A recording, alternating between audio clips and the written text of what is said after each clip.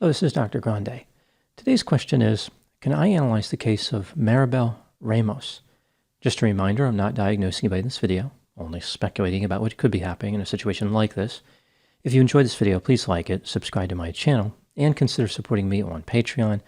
I will put the link to Patreon in the description for this video. First, I'll look at the background of this case, move to the timeline of the crime, then offer my analysis. Maribel Ramos was born on November 22, 1976, and lived in the state of California. She enlisted in the Army sometime around 2000 and served 2 tours of duty in Iraq. She was honorably discharged in 2008 and decided that she wanted to go to college. She and her mother moved into an apartment in the city of Orange, California, which is in the northern part of Orange County. Maribel attended California State University, Fullerton, and studied criminal justice. In 2009, Maribel's mother died, which put Maribel in a challenging financial situation. She needed another roommate. Maribel put an ad on Craigslist. A man named K.C. Joy responded to the ad. K.C. was born sometime around 1960. He moved with his family from Korea to the United States when he was young. He eventually ended up in Tennessee. He was not married and never had any children. Just before answering the ad, K.C. lost his job, both his parents died, and he had a terrible argument with his sister about the inheritance. His sister suggested that he had anger problems and obtained a restraining order against him. K.C. told Maribel that he was applying for a job in California, which is why he wanted to move there. During his trip for the job interview, he visited Maribel and saw the apartment. Ultimately, K.C. moved into the apartment with Maribel. He spent all his time there. He did not have any friends or family. He was described as lonely. Maribel included K.C. in many of her family activities. Over time, they became close. They would go to parties, clubs, and they even went on an Alaskan cruise together. Over time, K.C. developed romantic feelings for Maribel. Eventually, he made his feelings clear to her, but she rejected him, dismissing his behavior as just a crush. Despite this rejection, K.C. held on to the dream of being with Maribel. He engaged in behaviors to appear younger and more physically attractive. For example, he started dressing differently, going out to clubs more often. He had $12,000 worth of cosmetic surgery, and he ended up with a Bengal tiger tattoo on his arm after Maribel told him he would look good with a tattoo. Despite all his efforts to become more attractive for Maribel, she continued to reject his advances. Over time, his behavior became more erratic. K.C. lost his job and stopped paying rent. This resulted in an argument with Maribel. In April of 2013, she told K.C. that he had to get out of the apartment by the end of the month. On April 21, Maribel called 911 and spoke to an operator. Here's what Maribel communicated during this conversation. Her roommate was supposed to leave by the end of the month. She had a conversation with him that kind of freaked her out. She feared the worst, she was scared of him, and not comfortable with him anymore. The roommate sounded like he was going to hurt her. His behavior was weird. The roommate said that he had a black belt in martial arts, and Maribel falsely claimed that she had a gun in the apartment. Maribel repeatedly rejected the roommate's advances. She told the operator that she was just calling to let them know that if something happened, it was because she was trying to defend herself. The police were sent to Maribel's apartment due to this call. They spoke to both Maribel and K.C. Maribel did not make a report. K.C. told the police that he would move out by the end of April. Now moving to the timeline of the crime. On the evening of May 2, 2013, Maribel Ramos was captured on video surveillance at around 7:15 p.m., placing a rent check in a drop box at her apartment complex. After she returned to her apartment, she engaged in an argument with K.C. He was supposed to leave by the end of April, yet he was still there in the apartment and not paying rent. He made excuses about why he was still there. Maribel told K.C. that he would need to be out by tomorrow. Since January, Maribel had been dating a man named Paul Lopez. She called Paul on her cell phone and put him on speakerphone. Paul told K.C. that he would physically remove Casey's property from the apartment if he did not leave. This was the last call ever made from Maribel's cell phone.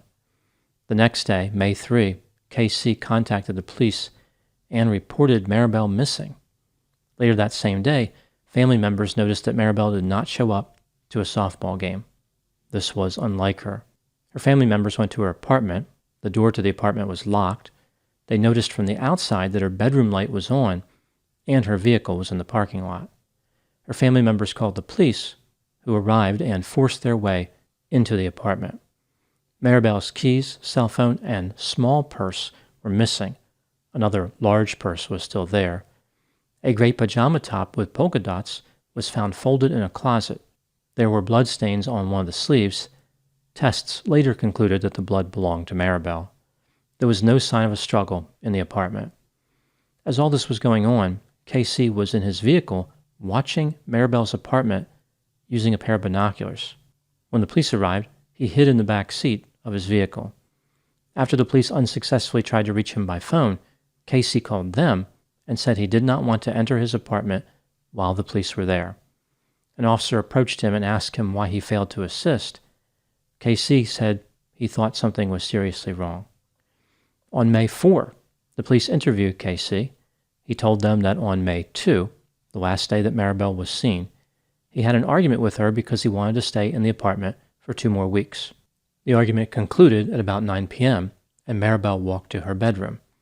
Casey was frustrated and went for a drive that took about an hour. When he returned, Maribel was not at the apartment. At this point, Casey left again because he continued to be frustrated. When he came back, Maribel's bedroom light was on, and her small purse, cell phone, and keys were missing. During the interview, officers became frustrated because Casey's English was broken, but people who knew Casey said that his English was fine. The police noticed that Casey had scratches and puncture wounds on his arms and a scratch on the left side of his neck. He explained these injuries by recounting an experience at a nearby park. He said he was at the park and saw ducks with fishing line wrapped around them. He removed the fishing line, but then it became tangled in bushes with thorns.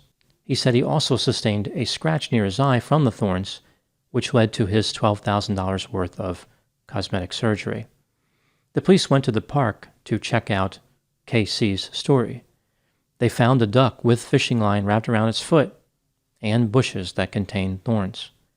Despite this duck-facilitated delineation of dermal damages, the police were determined to get their ducks in a row. They believed that Casey had murdered Maribel, but there wasn't much evidence against him. The police placed Casey under 24-hour surveillance, hoping that he would make some type of mistake. Casey went to a local library where he was allowed to borrow a laptop. The police had taken his computer. Investigators made an arrangement with the library to always give Casey the same laptop computer, one that was configured so the police could record all of Casey's activity and see what he was doing on the computer in real time. On May 16, 2013, Casey made a number of suspicious searches. For example, does a cell phone have to be turned on to track its location? What is the probability of finding a missing person? Death in absentia? And how long does it take a body to decay? Casey saw that there was an awareness walk for Maribel scheduled at nearby Peters Canyon Wilderness Park. He went to a mapping website, switched to a satellite view, and zoomed in on a tree near Santiago Canyon Road and Jackson Ranch Road in the Santa Ana Mountains. This was about 7.5 miles away from where the awareness walk was going to be held.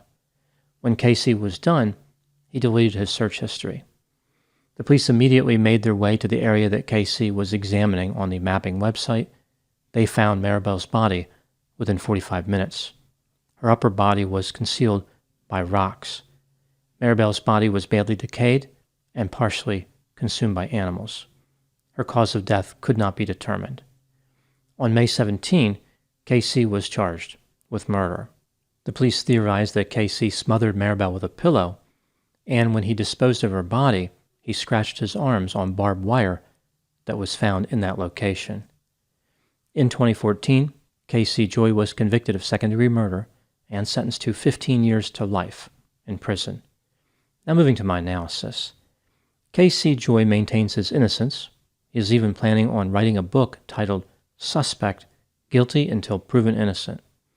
His defense made several arguments suggesting that Casey was not guilty. For example, it was possible that Maribel brought an end to her own life. Maybe she died from an accident, or perhaps Casey killed Maribel in self-defense. They suggested that Casey may have improperly disposed of her body, which explains how he knew where the body was, but he was not guilty of murder. This brings me to the question, was Casey actually guilty of murder? Let's take a look at the evidence both for and against the idea that Casey Joy was guilty, starting with the inculpatory factors. Maribel repeatedly rejected unwanted advances by Casey. He was not happy with this and tried to change his appearance to be more appealing. Casey was the last known person to have contact with Maribel. He admitted that they were in an argument caused by his refusal to leave her apartment. Casey sat in his vehicle watching Maribel's apartment when her family was trying to find her. He made posts online where he referred to Maribel in the past tense. Casey made suspicious searches on a computer at the library, including one that revealed the location of Maribel's body. When Casey was arrested, Maribel's military identification tags, or dog tags, were found in his clothing. Right after Maribel disappeared, Casey switched his rental car for another rental car. The police confirmed that Maribel's lover, Paul Lopez, had an alibi for the time when Maribel disappeared. As a matter of fact, everyone close to Maribel had an alibi except Casey. Moving to the exculpatory factors, Maribel's cause of death was never determined. She claimed to be suffering from PTSD, and Casey implied that Maribel would consume quite a bit of alcohol from time to time. The fact that Maribel had called 911 to report her concerns about Casey could be interpreted in a different way. She may have been paranoid. Perhaps Maribel was responsible for her own demise, or it was an accident. There were no witnesses to her death, there was no video, and there was no evidence of a struggle in Maribel's apartment. There was no physical evidence connecting Casey to a crime. When considering all the evidence in this case, do I think that Casey Joy was guilty of murder? Yes, I believe he was guilty beyond a reasonable doubt. The fact that he knew where Maribel's body was located is difficult to ignore. If Maribel died from some non-homicidal cause, why did Casey hide her body in a remote area? Moving to the last question, what do I think happened in this case? This is just a theory, my opinion. Casey had anger problems and difficulty relating to women romantically. When he moved into Maribel's apartment, she felt sorry for him. Casey was about 16 years older than Maribel. From Maribel's point of view, he may have seemed like an older brother, or maybe even a father figure, but Casey viewed the situation differently. He was attracted to Maribel. Despite being rejected many times, Casey could not get past his obsession. He believed that his age was keeping Maribel from liking him, but it was probably his personality, lack of money, and low level of physical attractiveness. At the beginning of May 2013, Casey was facing eviction and would no longer have access to Maribel.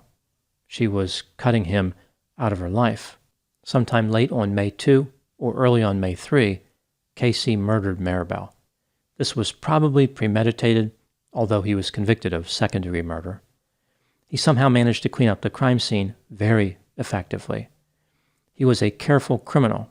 He even knew the police were following him, but he incorrectly assumed they could not monitor his computer activity in the library. Casey was normally calm, but his anxiety compelled him to check on the distance between where he disposed of Maribel's body and the location of the upcoming awareness walk. He was worried that people might find her body.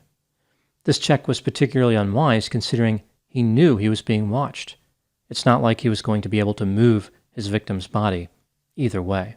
In court, Casey told the judge, "Maybe someday the truth will come out. Maybe I'll just die in prison." I think the former has already occurred, which is why the latter will probably occur. Most likely, Casey is satisfied with the result, despite his refusal to accept responsibility. He was able to get revenge for his roommate's romantic rejection. This is what he ultimately wanted.